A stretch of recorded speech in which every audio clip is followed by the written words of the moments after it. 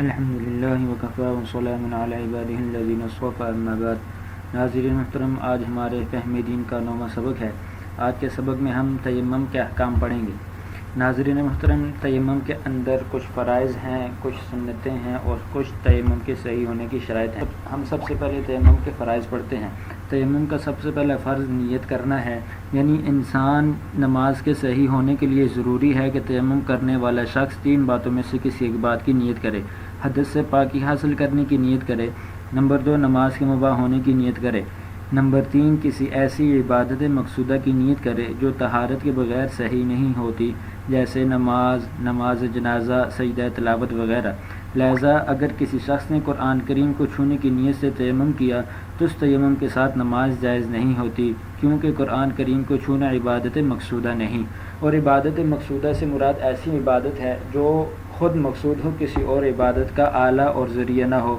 جس طرح ہم وضو کرتے ہیں، یہ وضو خود مقصود نہیں ہے بلکہ دوسری عبادت کا آلہ اور ذریعہ ہے۔ اسی طرح ہم اذان دیتے ہیں، اذان خود مقصود نہیں، یہ دوسری یعنی نماز کا آلہ اور ذریعہ ہے۔ لہٰذا اگر کسی شخص نے اذان دینے کے لیے تیمم کیا تو اس تیمم کے ساتھ وہ نماز نہیں پڑھ سکتا۔ لیکن ہاں، اگر کوئی شخص تیمم کرتے ہوئے ان تمام باتوں کی نیت کرتا ہے کہ میں اس تیمم کے ذریعے اذان دوں گا، قرآن چھوؤں گا، قرآن پڑھوں گا یا نماز پڑھوں گا، تو ان ایک کام میں تمام کی نیت کرنے سے اب تمام کام اس تیمم سے کر سکتا ہے۔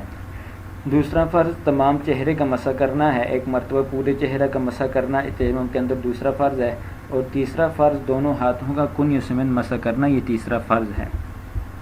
ناظرین محترم، تیمم کی سنتیں پڑھتے ہیں۔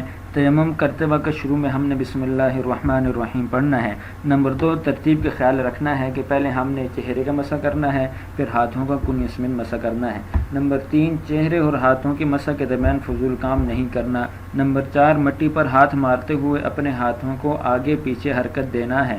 نمبر 5، مٹی سے ہاتھ اٹھا کر ان کو جاڑ لینا ہے۔ نمبر 6، مٹی پر ہاتھ رکھتے ہوئے اپنے دونوں ہاتھ کھلے رکھنے ہیں۔ ناظرین محترم، یہ تیمم کی سنتیں تھیں۔ اب ہم تیمم کے صحیح ہونے کی شرائط پڑھتے ہیں۔ ناظرین محترم، سب سے پہلے وہ کیا مجبوریاں ہیں یا وہ کیا آزار ہیں کہ جن کے پائے جانے کی وجہ سے تیمم درست ہوتا ہے، وہ مختلف ہیں۔ نمبر 1، انسان سے پانی 1 میل کے فاصلے پر ہو۔ 1 میل سے مراد 1 کلومیٹر پورا اور 609 میٹر، اتنے فاصلے پر اگر پانی دور ہو تو اس وقت انسان تیمم کر سکتا ہے۔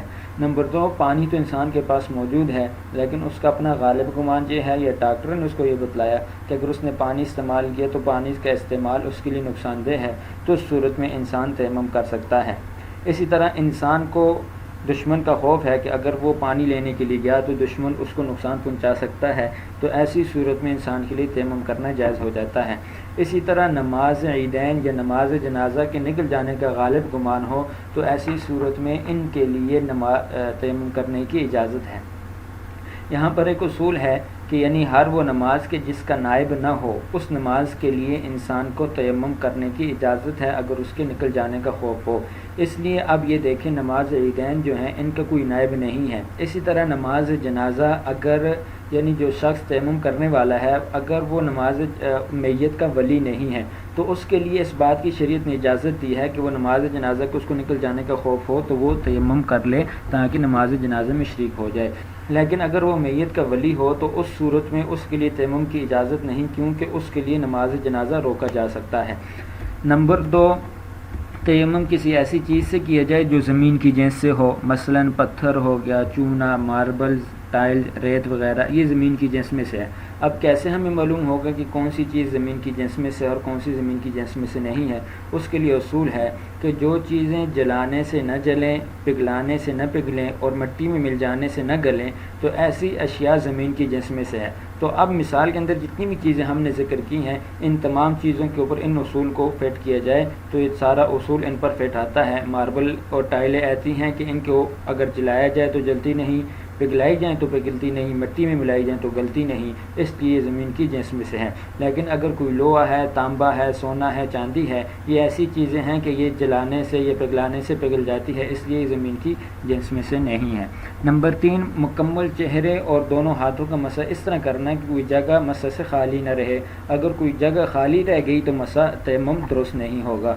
نمبر 4 مسح میں اپنا پورا ہاتھ یا ہاتھ کا اکثر حصہ استعمال کرنا ہے، اگر اکثر حصے سے کم حصہ مسح میں استعمال کیے تو ایسی صورت میں مسح درست نہیں ہوگا۔ نمبر 5 اپنی ہتھیلیوں کے اندرونی حصے کا 2 مرتبہ زمین پر مارنا ہے، ایک مرتبہ زمین پر مار کر چہرے کا مسح کرنا ہے، دوسری مرتبہ زمین پر مار کر اپنے ہاتھوں کا کونی سمیت مسح کرنا ہے۔ نمبر 6 مسح کے دوران جلد پر کوئی ایسی چیز نہ لگی ہو کہ جس کی وجہ سے جلد پر مسح نہیں ہوتا، جیسا کہ ہم نے وضو اور غسل کے اندر پڑھا تھا کہ جسم کے اندر اصول میں پڑھا تھا کہ جسم کے اوپر کوئی ایسی چیز نہ لگی ہو کہ جو پانی کو جسم تک پہنچنے سے روکتی ہو، تو اسی طرح مسح کے اندر بھی ایسی چیز کا جسم سے پاک ہونا ضروری ہے، جس طرح ہم نے وہاں پر مثالیں بیان کی تھی کہ جسم پر پینٹ نہ لگا ہو، ایلفی نہ لگی ہو، گوند وغیرہ نہ لگی ہو، تو اس سے ان چیزوں سے جسم کا پاک ہونا ضروری ہے۔ ناظرین محترم، ابھی تیمم کا عملی طریقہ بھی دیکھ لیتے ہیں۔ تصویر نمبر 1 میں آپ کو نظر آ رہا ہوگا کہ پہلے ہم نے ایسے اینٹ ہو یا زمین ہو یا کوئی بھی جگہ ہو، اس پر ہم نے ایسے ہاتھ رکھنے ہیں، پھر اس کے بعد ہاتھ اٹھا کر ان کو جاڑنا ہے، یعنی اگر زمین پر مٹی پر ہم نے ہاتھ رکھے ہیں تو ہاتھوں کے ساتھ بہت زیادہ مٹی لگ چکی ہوگی، تو اس مٹی کو ہم نے ہاتھ جاڑ کر کم کرنا ہے تاکہ انسان کا چہرہ مٹی کے ساتھ ملوث نہ ہو جائے۔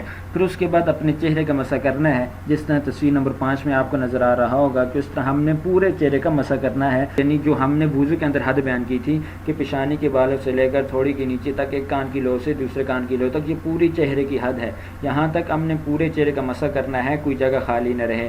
اس کے بعد ہم نے دوسری ضرب زمین پر لگانی ہے، پھر ہم نے ہاتھوں کا مسح کرنا ہے۔ اب ہاتھوں کا مسح اس طرح کرنا ہے کہ بائیں ہاتھ کی انگلیاں ہم نے دائیں ہاتھ کے نیچے رکھنی ہے اور ان کو ہم نے کھینچتے ہوئے کونی تک لے آنا ہے، جس طرح آپ کو تصویر نمبر 7 میں نظر آ رہا ہے کہ سیدھا ہاتھ کھینچتے ہوئے ہم کونی تک لے آئے ہیں۔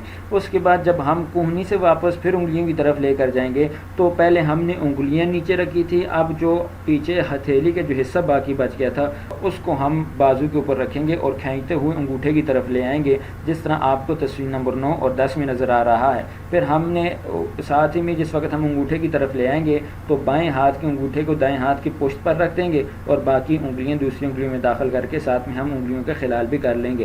اسی طرح ہم نے اپنے بائیں بازو کا بھی مسح کر لینا ہے۔ وآخر دعوانا ان الحمد للہ رب العالمین۔